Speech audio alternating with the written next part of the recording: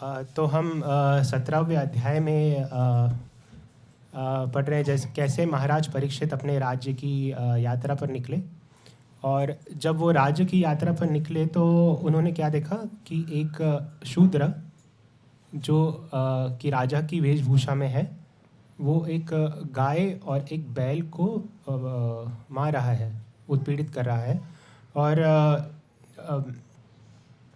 गाय और बैल दोनों ही रो रहे हैं। और जो गाय है वो क्षमा कीजिए, जो बैल है वो उसके 3 टांगे नहीं हैं, बस एक टांग के बल पर बैल खड़ा है। और महाराज परीक्षित ने जैसे ही गाय और बैल की अवस्था देखी तो उन्होंने तुरंत ही ये निश्चय लिया कि ये जो शूद्र है इसे जान से मार डालना चाहिए, इसे जीवित नहीं, क्योंकि ये जो समाज में जो सबसे मूल्यवान और शुद्ध पशु हैं, गाय और बैल, उनको उत्पीड़न पहुंचा रहा है, तो उसे जीने का अधिकार नहीं है। तो जब महाराज परीक्षित ने अपनी तलवार निकाली इस शूद्र को मारने के लिए, कली रूपी शूद्र, तो कली रूपी शूद्र ने महाराज परीक्षित की शरण ले ली और उसने कहा कि मुझे क्षमा कीजिए, मुझे जान से मत मारिए। तो उसी के तात्पर्य में हम आज ये श्लोक पढ़ रहे हैं, जिसमें महाराज परीक्षित कह रहे हैं कली से कि क्योंकि हम अर्जुन के यश के उत्तराधिकारी हैं और चूँकि तुम हाथ जोड़कर मेरी शरण में आए हो, अतः तुम्हें अपने प्राणों का भय नहीं होना चाहिए। तो ये क्षत्रिय का एक बहुत इम्पोर्टेंट ड्यूटी है कि कोई भी जब क्षत्रिय की शरण में आते हैं तो वो उन्हें अपनी जान का भय नहीं होता, क्योंकि वो जो वास्तविक में क्षत्रिय धर्म का पालन कर रहे हैं वो ऐसे व्यक्ति को तुरंत क्षमा कर देते हैं। हम ऐसा एक और प्रसंग हमने सुना है भगवान श्री कृष्ण के और अर्जुन के जो लीलाएं हैं उसमें कि जब माया दानव जब खांडीरा वन को जलाया जा रहा था, तो माया दानव जब खांडव वन से भाग के आया और उसने अर्जुन की शरण ली, तो तुरंत अर्जुन ने उसके प्राणों की रक्षा की, जबकि भगवान श्री कृष्ण कह रहे थे कि उसे मार डालना चाहिए, पर फिर भी अर्जुन ने उसके प्राणों की रक्षा की। जो भगवान की सारी लीलाएं हैं वो हमें कुछ न कुछ सिखाने के लिए भगवान यहाँ पे आके करते हैं। तो हम सुन रहे थे कि बैल जो धर्मराज थे जिन्होंने बैल का रूप लिया था, उनकी 4 टांगों में से 3 टांगे काट दी जा चुकी थी और बस एक टांग के बल पे वो खड़े थे। तो कौन सी वो 4 बैल की टांगे हैं, कोई किसी को परिचय है यहाँ पे? आपने बहुत सारी क्लासेस आप पहले भी सुनते आ रहे हैं। हाँ, सत्य, दया, पवित्रता, तपस्या। जी, 4 जो बैल की टांगे हैं, तपस, शौचम, दया, सत्य। और इनको क्या नष्ट करता है? तपस को क्या नष्ट करता है?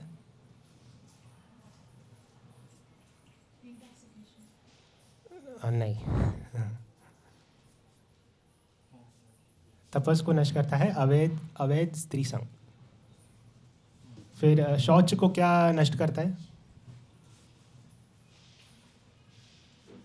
शौच को नष्ट करता है इंटॉक्सिकेशन, मदिरापान या नशीली सेवनों का पदार्थों का सेवन। दया को क्या नष्ट करता है?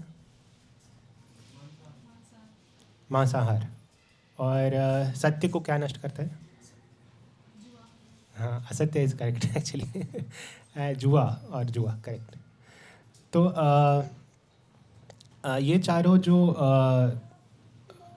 इन्हें कहा जाता है धर्म के पैर, धर्म के और जब तक सोसाइटी में जब तक इन धर्म के पैरों की रक्षा नहीं की जाती, तो ये सोसाइटी बन जाती है जानवरों की सोसाइटी। Animal society. तो धर्म वास्तविक में क्या क्या है, हम कैसे समझें? तो हम समझते हैं कि मैं तो अपने सारे धर्मों का पालन कर रहा हूँ या कर रही हूँ। मैं एक अच्छा पति हूँ या अच्छी पत्नी हूँ या अच्छा बेटा हूँ, बेटी हूँ, और मैं जो मुझसे कहा जाता है मैं उसे बहुत अच्छी तरह से संपन्न करता हूँ। और जो नॉर्मल सोसाइटी में हम जैसे देखते हैं कि अच्छे लोग, तो मैं भी बहुत अच्छा हूँ। मैं किसी का बुरा नहीं चाहता, किसी को बुरा नहीं सोचता, मैं सबकी मदद करता हूँ हमेशा। तो क्या ये धर्म है? तो क्या धर्म है? धर्म है भगवान के दिए गए नियमों का पालन। जब हम भगवान के दिए हुए नियमों का पालन करते हैं उसे धर्म कहा जाता है। तो इसलिए जैसे हम इस मंदिर में बैठे हैं, तो मंदिरों का मूल उद्देश्य यही है कि हम भगवान के दिए हुए नियमों को जानें। यदि आप यहाँ पे हम सबको पता है कि हम सड़क के बाईं ओर गाड़ी चलाते हैं। यदि आप अमेरिका जाएंगे, सोचिए, और आप बाईं तरफ चलाएंगे तो आपको वहाँ पे पुलिस अरेस्ट कर लेगी। तो अगर आप वहाँ पे जाके बोले कि मुझे पता नहीं था, तो क्या आपको पुलिस छोड़ देगी? नहीं छोड़ेगी। क्यों? क्योंकि आपका कर्तव्य है कि आपको जहाँ भी जाएं वहाँ के नियम पता हो। तो वैसे ही अगर हम भगवान के नियमों का पालन नहीं करेंगे तो हमें दुविधाएं सहनी पड़ेंगी जीवन में। तो अब वास्तविक में धर्म का पालन क्यों करना चाहिए? धर्म का पालन हमारे जीवन में क्या क्या आवश्यकता है और उसका क्या फल होना चाहिए? धर्म करने से क्या मिलना चाहिए हमें? Back to God. So general understanding ऐसी रहती है कि धर्म का पालन करेंगे तो धर्म से हमें अर्थ मिलेगा। अर्थ से हम अपने काम या हमारी जो इच्छाएं हैं उनकी पूर्ति कर पाएंगे, और फिर हमें मोक्ष की प्राप्ति हो सकती है। तो अभी आज का समय तो छोड़ दीजिए, आज के समय में धर्म का पालन करना बहुत दूर की बात है। लोग बेसिक नियमों का पालन करें, सत्य बोले या कम से कम धोखा ना दे, ये आजकल बड़ी बात हो गई है। पर जो वैदिक जो हमारी सिविलाइजेशन थी उसमें धर्म का पालन सब लोग करते थे। और तो हमारे शास्त्रों में कहा गया है कि वर्णाश्रमचारवतात् पुरुषेण पर पुमान् विष्णु आराध्यते पंथा नान्यत् तत्तोष कारणम। वर्णाश्रम, वर्ण और आश्रम, 4 तरह के वर्ण होते हैं और 4 आश्रम होते हैं। कौन से वर्ण हैं?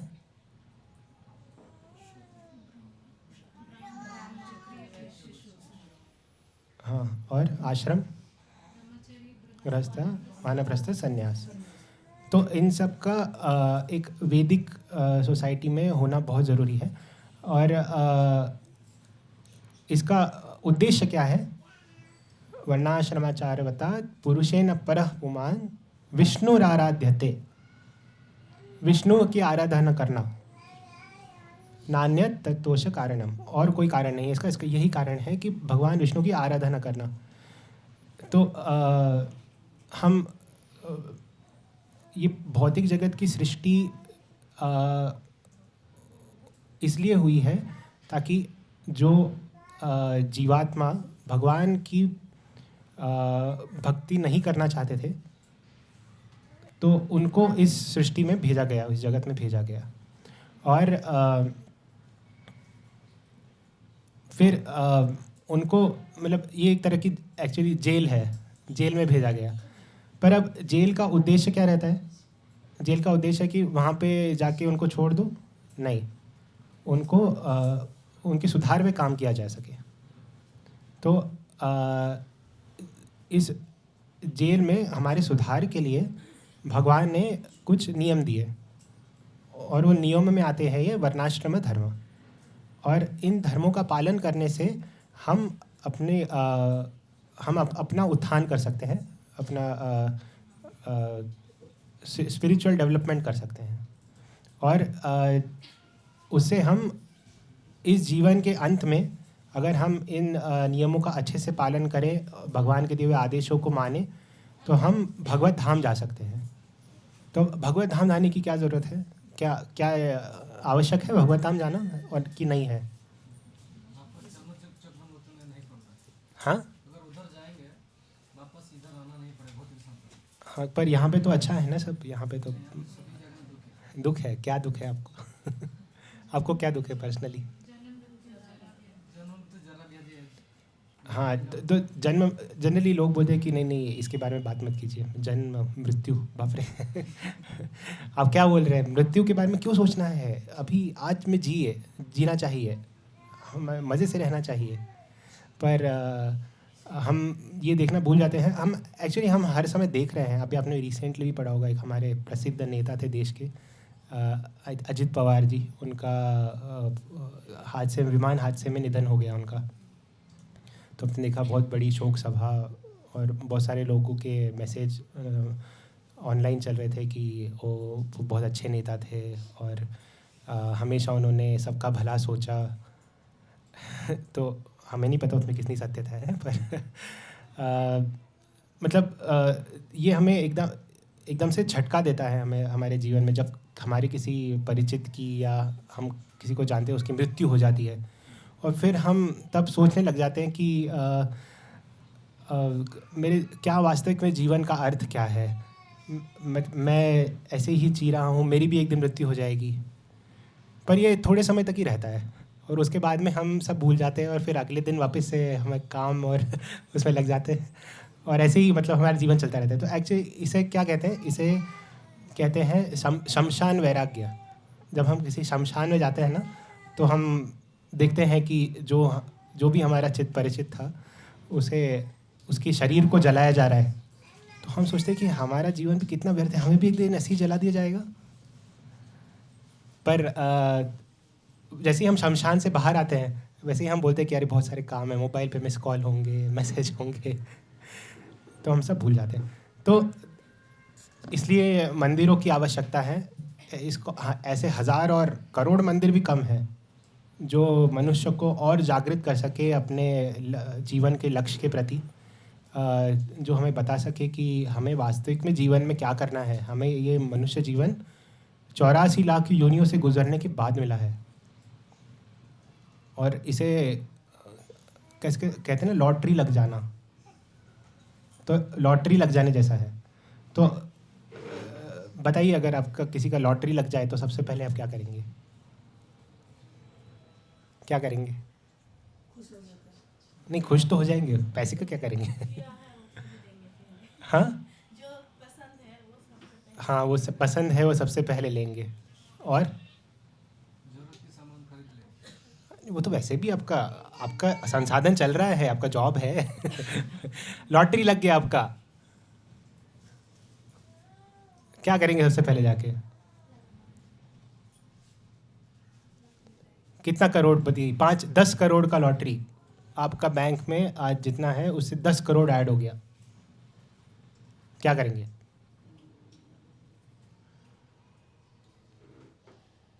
अरे इतना सोचना पड़ रहा है।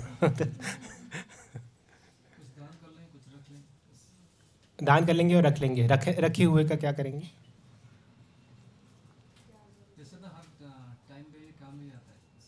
हाँ, तो अपने फ्यूचर के बारे में सोचेंगे कि मेरा फ्यूचर में क्या होगा, जब मैं बूढ़ा या बूढ़ी हो जाऊंगी तो मेरे मदद के लिए कौन आएगा। तो मैं हॉस्पिटल में भर्ती करेंगे तो उसमें बहुत पैसा लगता है, तो मैं इसे बचा के रख लेता हूँ, ब्याज पे रख देता हूँ, ब्याज आता रहेगा, मेरा संसाधन चलने रहेगा, काम करने की ज़रूरत नहीं है। नहीं, ये सब नहीं सोचेंगे? या जाके बड़ी सी गाड़ी ले लेंगे, एक बंगला ले लेंगे, आराम से रहूँगा? नहीं, पर धर्म के बारे में नहीं सोचेंगे। मेरा तो इसलिए हमारे शास्त्र हमें बताने की कोशिश कर रहे हैं कि हमारी जो सारी एक्टिविटीज़ हैं, हमारे जो सारे कार्य हैं, वो भगवान की सेवा में लगने चाहिए। और वर्णाश्रम धर्म का भी यही उद्देश्य था, जो हमने अभी श्लोक का मैंने बताया, वर्णाश्रमाचारवता पुरुषेण परापुमान विष्णुराराध्यते, हमें विष्णु की आराधना करनी है। और एक और बहुत अच्छा श्लोक है जो भागवत बताती है, अतः पुंबिर्द्विज श्रेष्ठ वर्णाश्रम विभागशः स्वानुस्थितस्य धर्मस्य संसिद्धिर हरितोषणम। तो वर्णाश्रम का विभाग जो हुआ है धर्म के प्रति, धर्म की वजह से जो वर्णाश्रम का विभाग हुआ है उसका उद्देश्य क्या है? संसिद्धिर हरितोषणम, तोषण तुष्टि, भगवान की तुष्टि होना चाहिए उससे, न कि हमारी। अगर हमें लॉटरी भी लग जाए कल तो किसकी तुष्टि होनी चाहिए? भगवान की तुष्टि होनी चाहिए। क्यों? क्योंकि हम यहाँ पे आए हैं, हमें मौका दिया गया है भगवान की भक्ति करने का, ताकि हम इस दुखालय, कृष्णा क्या कह रहे हैं भगवत गीता में, इस संसार को कैसे बता रहे? दुखालयम अशाश्वतम, ये दुखों का आलय है। अभी कल की या परसों की न्यूज़ है, मेरे परिचित है, मुझे बता रहे थे, एक बैंगलोर का बहुत बड़ा बिजनेसमैन, उसके घर पे रेड पड़ी, आपने सुना? 800 करोड़ का मिला, वो डेट कर लिया। हाँ, जितना मिला मुझे, मैंने इतना डिटेल में नहीं पढ़ा, पर उसने सुसाइड कर लिया। तो अब हमें पता नहीं उसने क्या उसके मन में चला उस समय, पर जितना हम बता सकते हैं कि वो निश्चित तौर से हमारे मंदिर से जुड़ा हुआ नहीं था। नहीं तो उसे पता होता कि मानव जीवन बहुत मूल्यवान है, 84 करोड़ योनियों से गुजरने, 84 लाख योनियों से गुजरने के बाद मानव जीवन मिला है, तो मैं उसे ऐसे ही गवा नहीं सकता। और जो भी मुझे संसाधन मिले हैं उसका क्या उपयोग होना चाहिए था? हरितोषण, भगवान की तुष्टि के लिए उसका उपयोग होना चाहिए था, पर वो नहीं हो रहा है। तो मेरा ये जो धन है किसी काम का नहीं। जो हमारे पुरातन काल में मैंने ये मेरे और बाकी भक्तों से सुना कि जो अनंत पद्मनाभ स्वामी मंदिर है, हम जानते हैं सबसे दुनिया का सबसे रिच, सबसे रिच मंदिर है। तो उसमें जो भी सोने में लोग दान देते थे, तो कभी कभी भगवान उस दान को एक्सेप्ट नहीं करते थे, तो उस दान को ऐसे ही सड़क के बीच में रख दिया जाता था और कोई भी उसे नहीं छूता था। आज के समय में कुछ भी रास्ते में मिल जाए पड़ा हुआ, लोग तुरंत अपनी जेब में डालेंगे, पूछेंगे भी नहीं, आसपास देखेंगे नहीं कि किसका है, क्या मैं उसे लौटा सकता हूँ। पर पुराने समय में हमारे लोगों में भगवान के प्रति इतनी आसक्ति रहा करती थी कि कोई चीज़ भगवान जब एक्सेप्ट नहीं करे तो मैं कैसे उसे ले सकता हूँ? क्योंकि भगवान हम सबके स्वामी हैं, हमें भगवान की तुष्टि के लिए हमें सब कुछ करना है। तो जब ये चीज़, ये धन जो भगवान को तुष्ट नहीं कर रहा है, ये मेरे लिए भी योग्य नहीं है।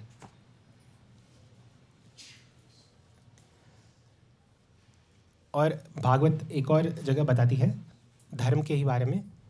तो धर्म मतलब हम भगवान की तुष्टि के लिए सब काम करें, पर जब हम सब काम करें तो उससे हमारे अंदर क्या बदलाव आना चाहिए?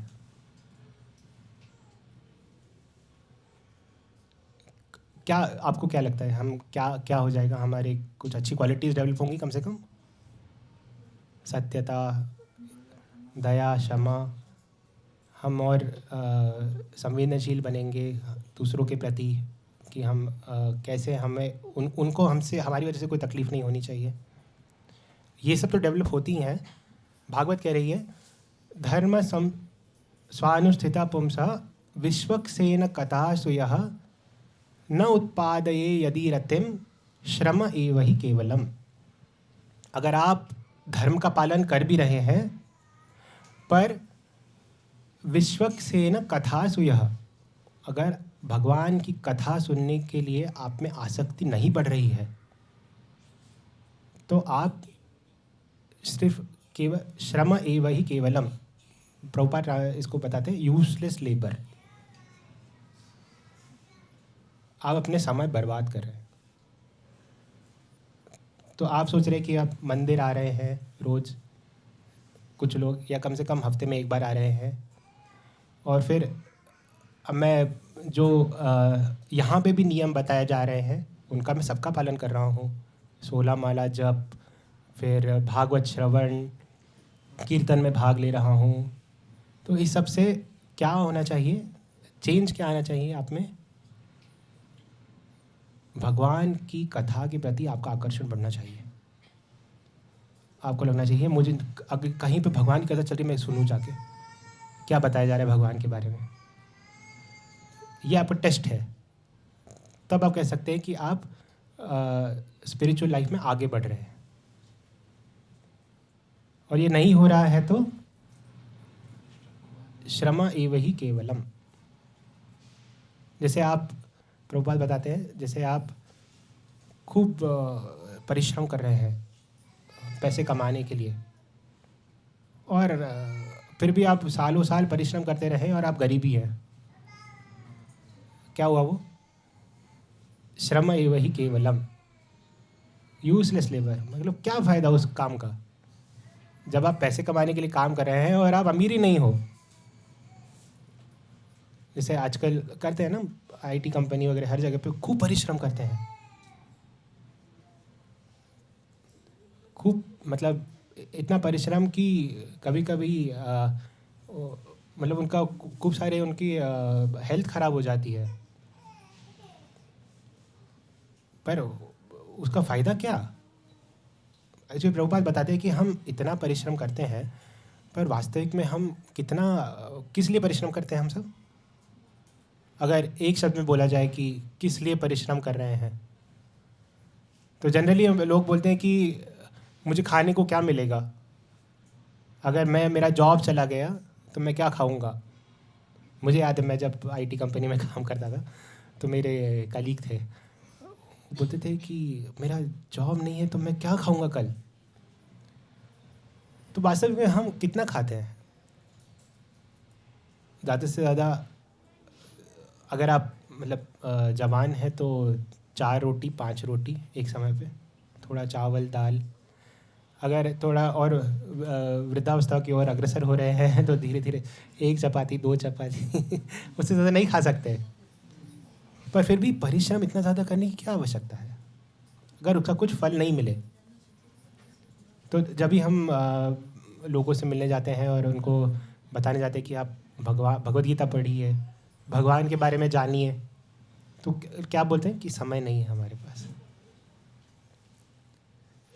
वो वास्तविक में समय है, पर किसी ने उन्हें बताया नहीं कि जीवन का उद्देश्य क्या है, ये जीवन, मानव जीवन क्यों मिला है, कितने कष्ट से मिला है। अब समझ रहे 84 लाख योनियों से गुजरना, मतलब 84 लाख बार हम मर चुके हैं पहले, और उसके बाद हमें ये जन्म मिला है। तो कितना रेयर है, और उसमें हम बिना किसी उद्देश्य के काम करे जा रहे हैं। जैसे गधा, धोबी का गधा, प्रभुपाद बताते हैं कि घास हर जगह पर है घास, पर फिर भी धोबी का गधा खूब परिश्रम करता है घास के लिए, हर जगह पे है। तो आप सब सोच रहे होंगे कि ठीक है ये सब तो ठीक है, पर अभी जो आप आज के काल के बारे में नहीं बता रहे।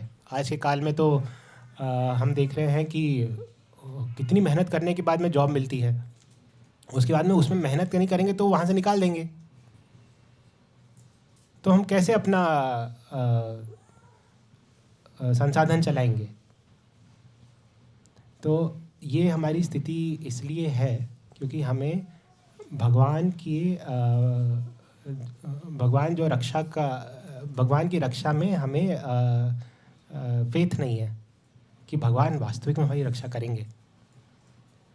एक्चुअली हम देख रहे हैं, आप जंगल में जाएंगे तो वहाँ पे बड़े बड़े हाथी रहते हैं। अब हाथी को जॉब करनी पड़ती है, तो उसके संसाधन कैसे आते हैं? उसका संसाधन नेचर से, प्रकृति से अपने आप उत्पन्न होते हैं।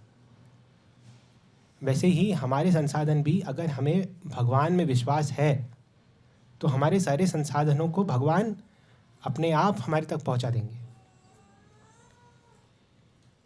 आपको पता होगा, हम हमारा मंदिर से अक्षय पात्र नाम से पहल मिशन की पहल हुई थी। अक्षय पात्र जो आज 21 लाख बच्चों को मुफ्त में मध्याह्न भोजन कराता है। तो आप सोच रहे होंगे कि मंदिर है, बड़ा मंदिर है, तो हर कहीं से पैसा आ जाता है, कैसे न कैसे चल जाता है। पर आप सोच रहे, आजकल जो अमीर से अमीर व्यक्ति जो है इस देश का, वो भी रोज़ अगर 21 लाख लोगों को भोजन कराए तो कुछ ही दिन में उसकी संपत्ति शून्य हो जाएगी। पर यह हमारे मंदिर में है, भगवान कृष्ण बलराम की कृपा है कि आज भी 21-20 साल हो गए, 20 साल से ये प्रोग्राम चल रहा है और बढ़ता ही जा रहा है। कहीं ना कहीं से पैसों का आयोजन हो जाता है। हमारे पास कोई बैंक अकाउंट अलग से नहीं रखा है, रिज़र्व बड़ा सा जैसे वर्ल्ड बैंक रिज़र्व है, फिर हमारा रिज़र्व बैंक है। हमारा कोई बैंक नहीं है। हम तो बस जाके पूछते हैं, क्या आप सहयोग करना चाहेंगे? अब उस आदमी की पूरी क्षमता है कि वो, उसके हाथ में है कि वो हाँ बोले या ना बोले। हम किसी को फोर्स तो नहीं कर सकते ना। तो कैसे कैसे चलता है फिर? तो ये भगवान की इच्छा से चलता है। हम जब जाते हैं किसी के पास तो भगवान परमात्मा हम सब के हृदय में बैठे हैं। ये हमें इंस्पिरेशन देते हैं, इंस्पायर करते हैं अंदर से कि हम इस जो भी कॉज है उसके प्रति हम कंट्रीब्यूट करें थोड़ा सा, जिसकी वजह से किसी बच्चे को खाने को मिलेगा। हमें नहीं पता कौन देगा, हम बस अपनी ड्यूटी करते हैं भगवान की सेवा में, और अपने आप सारे संसाधनों का आयोजन हो जाता है। तो धर्म करने से क्या हासिल होना चाहिए? क्या चेंज आना चाहिए? भूल गए नहीं? क्या सुना हमने? धर्म करने से क्या क्या चेंज आना चाहिए? अर्थ तो हाँ, माइंड चेंज होता है। विश्वक्सेन कथा सो यह रति उत्पन्न हो चाहिए भगवान की कथा के लिए, आकर्षण। और भगवान की कथा सुनने से क्या होगा?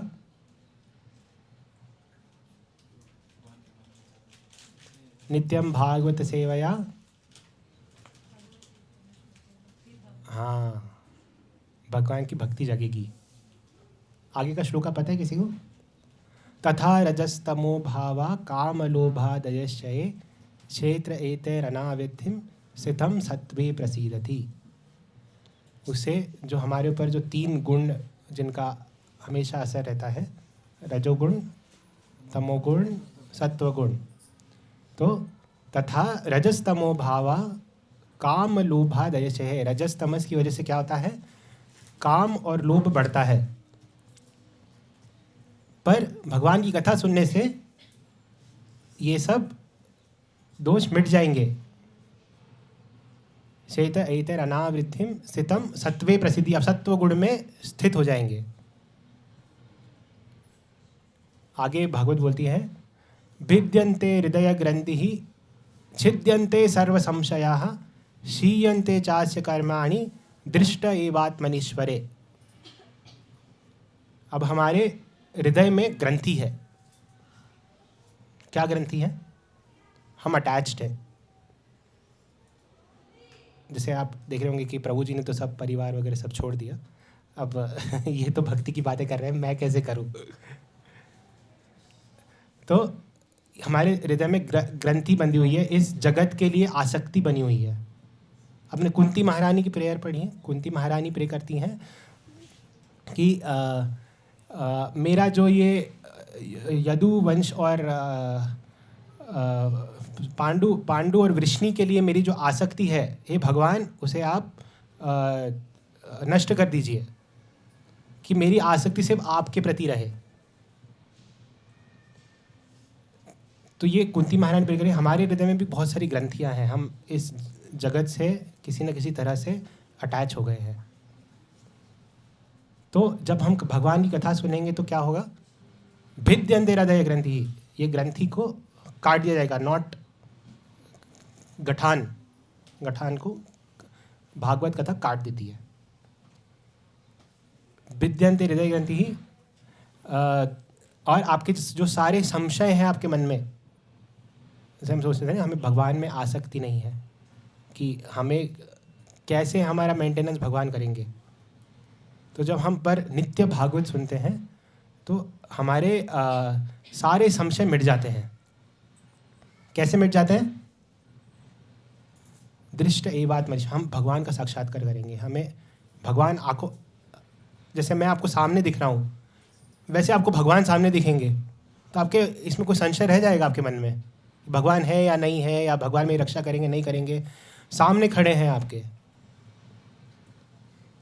तो जब भागवत श्रवण हम रोज करते हैं, धीरे धीरे धर्म का पालन करते हैं, जब हमारी भगवान के प्रति आसक्ति बढ़ती जाती है, तो एक न एक दिन ऐसा आएगा जब हमारी हृदय ग्रंथि नष्ट होगी और हमें भगवान का साक्षात्कार होगा। पर उसके लिए हमें बहुत सीरियस रहना है हमारे जीवन में। हम भगवान की कृपा से, प्रभुपाद की कृपा से मंदिर आए हैं, तो हमें इस संघ को हमेशा सोचने रहे कि अगला संघ कब, अगली बार मैं कब भगवान के बारे में सुन पाऊँ। ये हमारी इच्छा से है। भगवान ने पूरी भगवद गीता अर्जुन को बताई। उसके बाद अर्जुन को बोला कि अर्जुन, मैंने तुमको पूरा ज्ञान दे दिया, अब यथा इच्छसी तथा करो, तुम्हारी जो इच्छा है वो करो। तो भगवान हमारा जो फ्री विल है, हमारा जो हमारी जो इच्छा है, उसके खिलाफ भगवान, क्योंकि हमारी इच्छा से हमें भेजा गया है इस जगत में। इस जगत का निर्माण इसलिए हुआ है कि हमारी इच्छाओं की हम पूर्ति कर सकें। पर अब हमें इच्छा करनी है कि हम वापस भगवत धाम जाना चाहते हैं। उसके लिए क्या नियम है उनका मैं अच्छे से पालन करूं, ताकि मुझे भगवत धाम की प्राप्ति हो सके। हमें ये इच्छा जागरूक करनी है। तो हमारी तरफ से भी जब हम अपनी इच्छा जताएंगे भगवान के लिए, तो भगवान अपनी तरफ से और 10 कदम हमारी तरफ आते हैं। जब हम 1 कदम भगवान की तरफ लेते हैं तो भगवान 10 कदम हमारी तरफ लेते हैं, क्योंकि भगवान हमारे पिता हैं। भगवान चाहते हैं कि हम भगवत धाम वापस आए, जल्द से जल्द आए। जैसे कि किसी का बेटा रास्ते में कुंभ के मेले में खो गया। पिछले साल कुंभ का मेला था, बहुत सारे लोग खो जाते हैं। मैं भी था वहाँ पे, 2 महीना था। तो वहाँ पे अनाउंसमेंट होती है कि अरे ये खो गए हैं, कृपया टावर नंबर 6 के पास आ जाएं।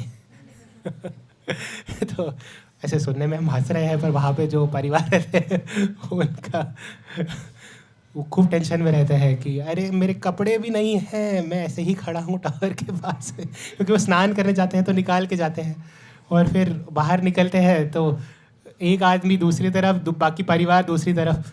तो वहाँ पे अच्छी व्यवस्था की थी इस बार हमारी प्रशासन ने। पर मतलब जो परिवार में के जो जन रहते हैं वो कभी कभी छोटे बच्चे घूम जाते हैं। तो वैसे ही हम सब भगवान के बच्चे हैं और हम खो गए हैं इस भौतिक जगत में। तो भगवान चाहते हैं कि हम जल्द से जल्द घर आ जाए। तो जब हम भगवान की तरफ 1 कदम लेते हैं तो भगवान हमारी तरफ 10 कदम लेने को तैयार है।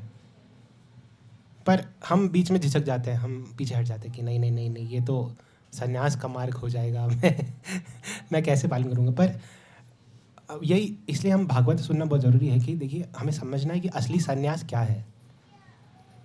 असली संन्यास है हमारी सारी जो क्रियाएं हैं, हमारे सारे जो कर्म हैं, उसे हम भगवान की सेवा में लगाएं। तो इसके लिए आपको मंदिर में ही रहना ज़रूरी नहीं है, आप बाहर रह के भी अपने सारे कर्म भगवान की सेवा में लगा सकते हैं। जैसे हमारा अभी बुक डिस्ट्रीब्यूशन का मैराथन चल रहा था, तो हम कई आपने देखा होगा, आप सब भी कई लोग गए होंगे कि आप पुस्तक वितरण करने। तो इसके लिए आपको संन्यास लेने की ज़रूरत नहीं है, ये एक्चुअली संन्यास वाली एक्टिविटी है। जब जो भी हम कर्म भगवान की सेवा में करें, वो संन्यास वाला कर्म है। उसके लिए आपको आपका आश्रम चेंज करने की ज़रूरत नहीं है, बस आपको भागवत श्रवण करना है और आपको आचार्य की दिशा के अनुसार आपके सारे कर्मों को भगवान की सेवा में लगाना है। तो ये एक अगले इस तात्पर्य में प्रभुपाद जी कह रहे थे एक और बात।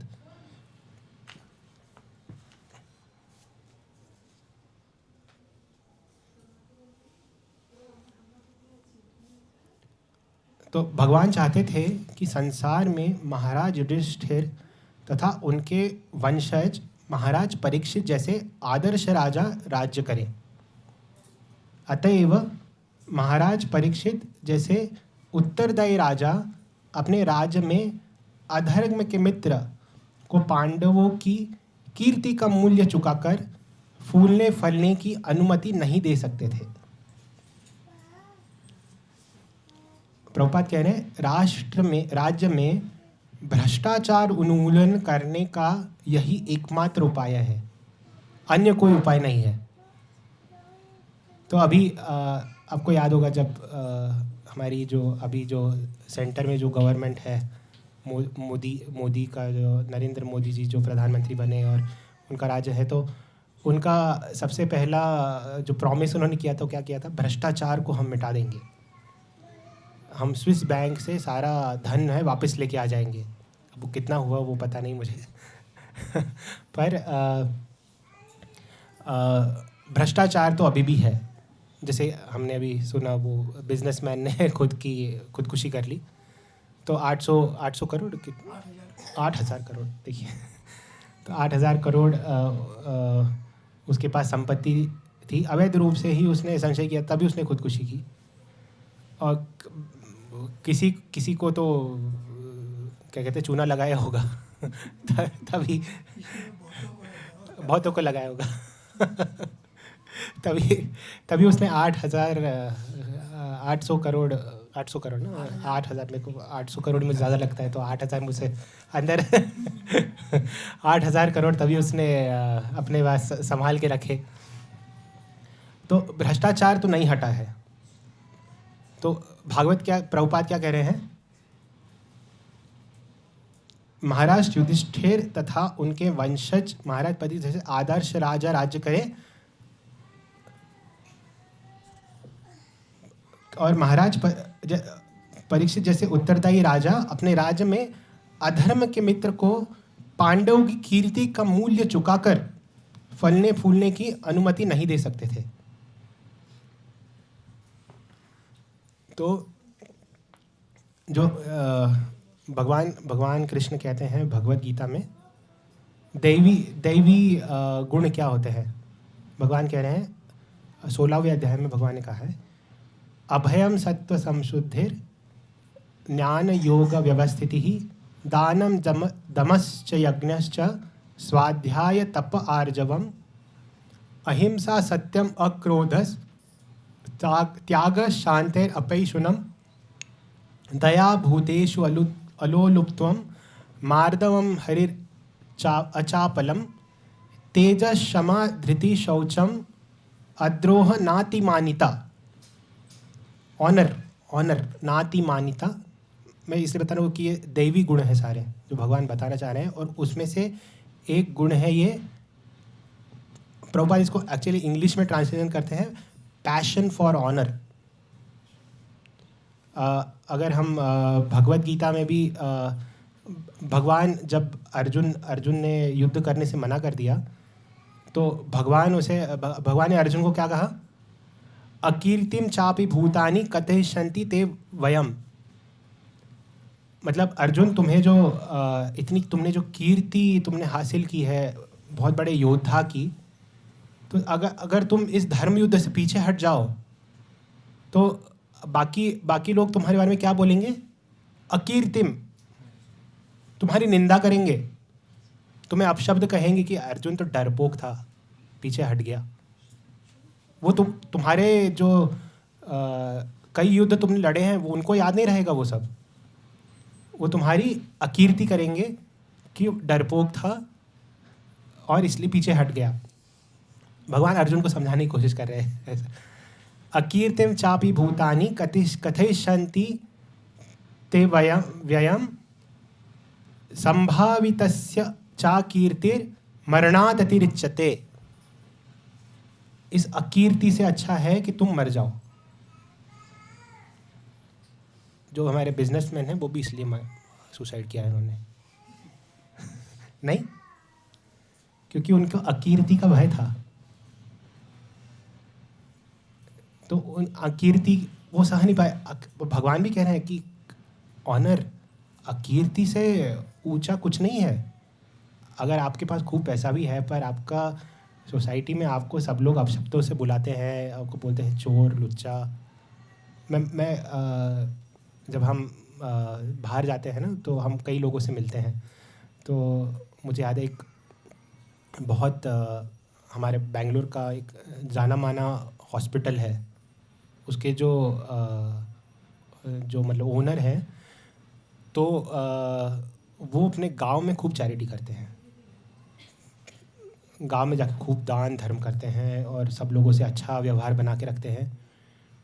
तो ऐसे ही उनके एक जो मतलब उनके जो लोग रहते हैं आजू बाजू परिचित, उनसे हमारा संवाद चल रहा था कि अरे वाह बहुत अच्छे लोग हैं, इतना दान धर्म करते हैं गांव में, क्यों करते हैं? हम तो वो हमें देख के हमें सच बता देते कभी कभी। तो वो बोलते स्वामी जी वो एक्चुअली जब वो गांव से निकले थे बाहर ना तो उन्होंने खूब लोगों को धोखा दिया था। खूब लोगों को धोखा दे के उन्होंने खूब धन जमा कर लिया था। और अब वो बेंगलुरु आए और बेंगलुरु में उनका खूब नाम हो गया। और उस नाम की वजह से अब वो चाहते हैं कि लोग उन्हें बुरा भला ना कहे कि देखो हमसे सब धन हमको धोखा दे के लेके गए हैं और इतना पैसा कमा लिया और कैसा आदमी है। तो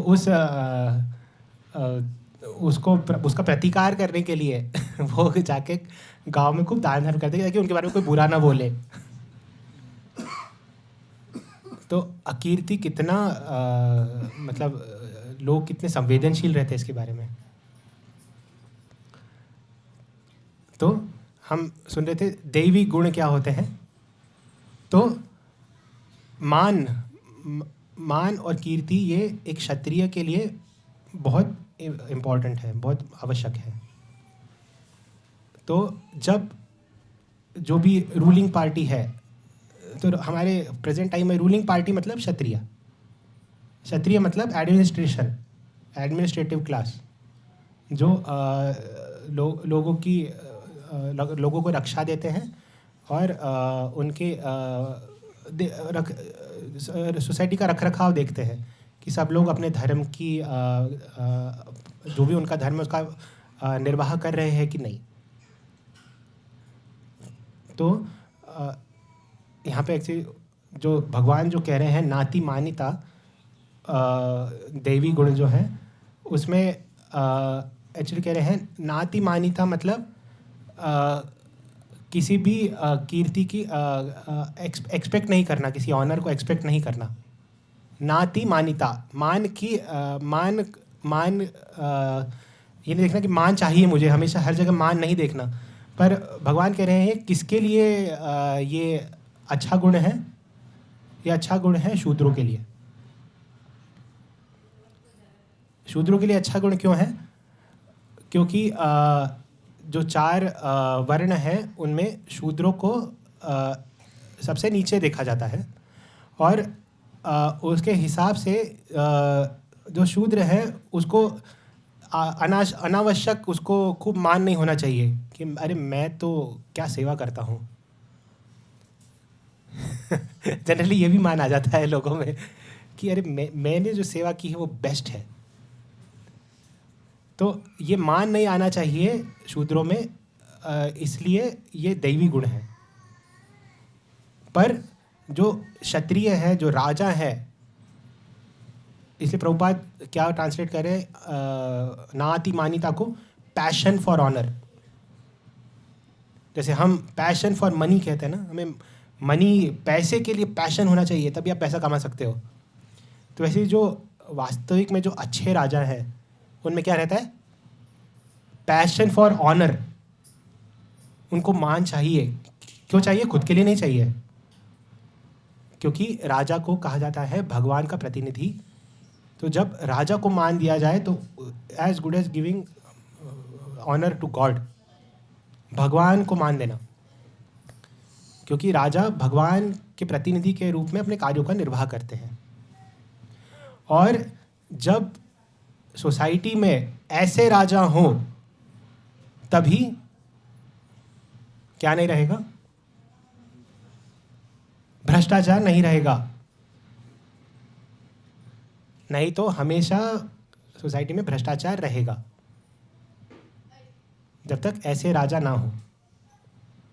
और ऐसा मतलब हमने जो भी पढ़ा है प्रभुपाद की शिक्षाओं से, तो वास्तविक में हमने ये सब भ्रष्टाचार किस वजह से आता है?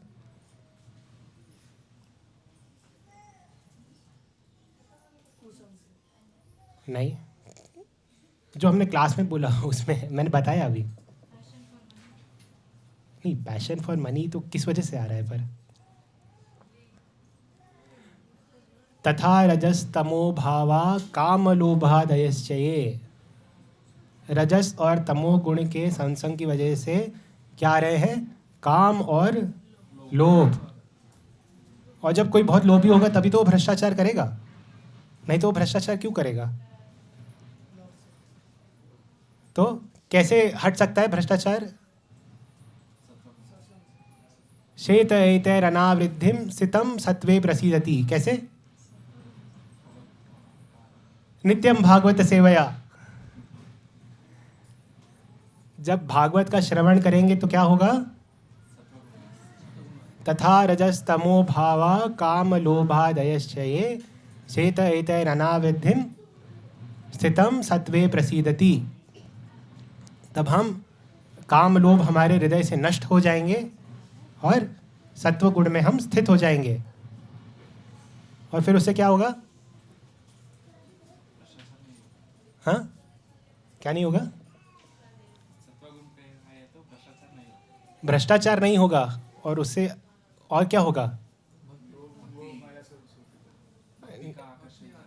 हाँ, भक्ति का आकर्षण बढ़ेगा। और भिद्यन्ते हृदय ग्रंथि ही छिद्यन्ते सर्व संशयाः। अभी अब भ्रष्टाचार क्यों कर रहा है आदमी? उसको लग रहा है कि ये पैसा मुझे रक्षा देगा, मेरी रक्षा करेगा। अगर पैसा रक्षा करता होता तो आज 8,000 करोड़ वाला बिजनेसमैन सुसाइड नहीं करता। जो जिसके पास पैसा है वो कभी नहीं मरता, नहीं मरता ना, उसके पास तो बेस्ट डॉक्टर है। कहते हैं वो एक बहुत प्रसिद्ध म्यूजिशियन थे यूएस में, उनका नाम था माइकल जैक्सन। वो मरना नहीं चाहते थे तो उन्होंने अपने आप को एक कमरे में बंद कर लिया। और जो बेस्ट डॉक्टर है, बेस्ट फिजिशियन, यूएस में हम जनरली कहते हैं कि यूएस में बेस्ट मेडिकल फैसिलिटीज़ है, भारत से भी अच्छी। आपको अभी वो चेंज हो रहा है थोड़ा बहुत। तो उसने बेस्ट डॉक्टर्स को, बेस्ट फिजिशियंस को अपने साथ रखा, फिर भी उसकी मृत्यु हो गई। तो पैसा उसकी रक्षा नहीं किया तो क्या रक्षा करेगा? मृत्यु से क्या रक्षा करेगा?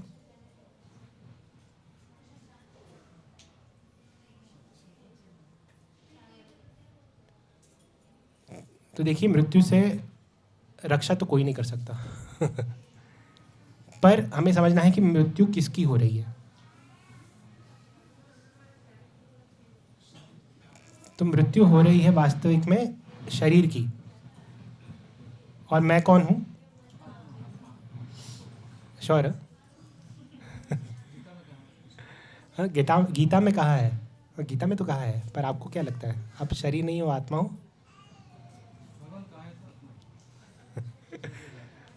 हाँ, तो वास्तविक में हम शरीर नहीं हैं, हम आत्मा हैं।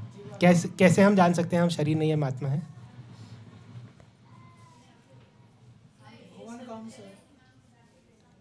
हाँ हाँ, भगवान का अंश है, हम कैसे जान सकते हैं? भगवान बता रहे, उदाहरण के साथ समझा रहे भगवान। हाँ, वो तो बता रहे हैं कि जैसे हम शरीर बदलते, जैसे हम कपड़े बदलते वैसे हम शरीर बदल रहे हैं, वो ठीक है, पर हम शरीर कैसे नहीं हैं, हम आत्मा कैसे हैं?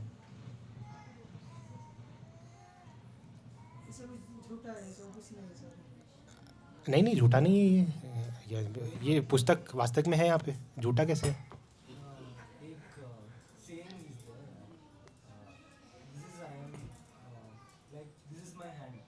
हाँ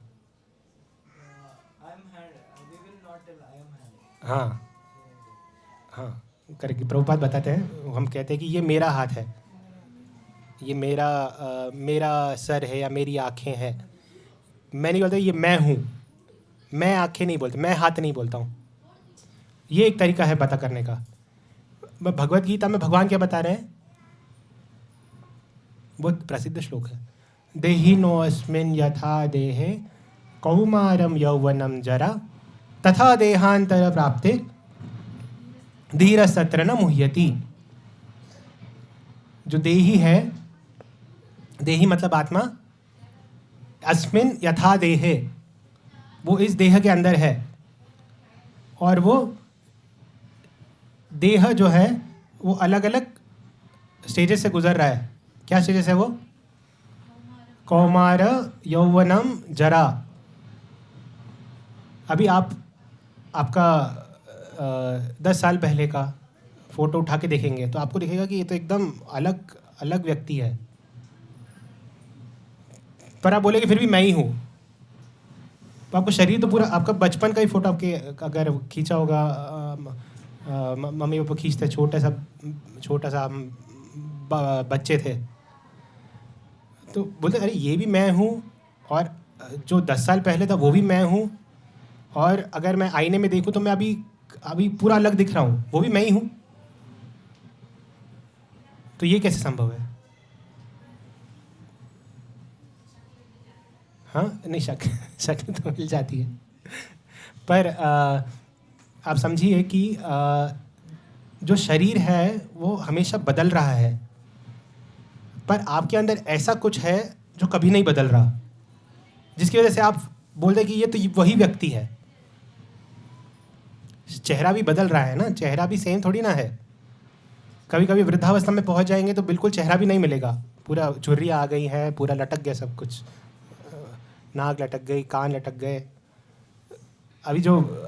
अब उनका कभी कभी बहुत जो वृद्ध लोग हैं उनका आप जवानी का फोटो देखेंगे तो आप बोलेंगे आप ऐसे दिखते थे, पूरा बदल जाते हैं। फिर भी जो आत्मा है वो नहीं बदलती, इसकी वजह से हम कहते हैं कि मैं वही व्यक्ति हूँ।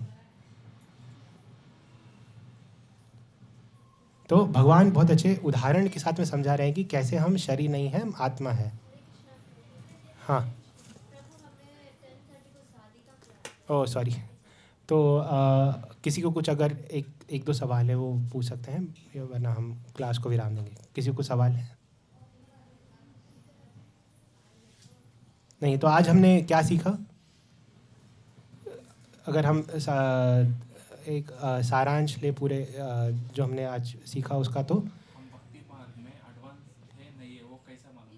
हाँ, कैसे भक्ति मार्ग में एडवांस नहीं है या नहीं है, वो कैसे मालूम पड़ेगा? भगवान की कथा सुनने के प्रति हम कितने आकर्षित हैं। फिर और क्या सीखा हमने? भगवान की कथा सुनने से क्या होता है? रजस तमो भाव मिट जाता है, काम लोभ मिट जाता है, और हम सत्व गुण में स्थित हो जाते हैं।